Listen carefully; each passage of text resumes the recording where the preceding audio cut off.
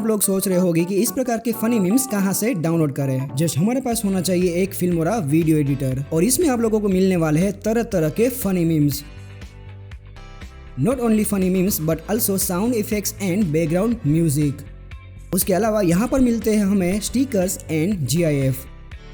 और सबसे आसान तरीका है टेम्पलेट्स, जिसमें ढेर सारे रेडी टू यूज मीम्स मिल जाते हैं। इसके अलावा अब आप लोग इस प्रकार के फनी मीम्स बना के जीत सकते हैं DJI एक्शन कैमरा या फिर Filmora video editor with plugins and effects, वो भी 1 साल के लिए। तो मीम्स बनाने के लिए कुछ रूल्स को फॉलो करना है, जो कि ये रहे स्क्रीन पर। जस्ट सिंपल आपको फनी मीम्स को बनाना है और शेयर कर देना है #फिल्मोरा फनी मीम्स के साथ।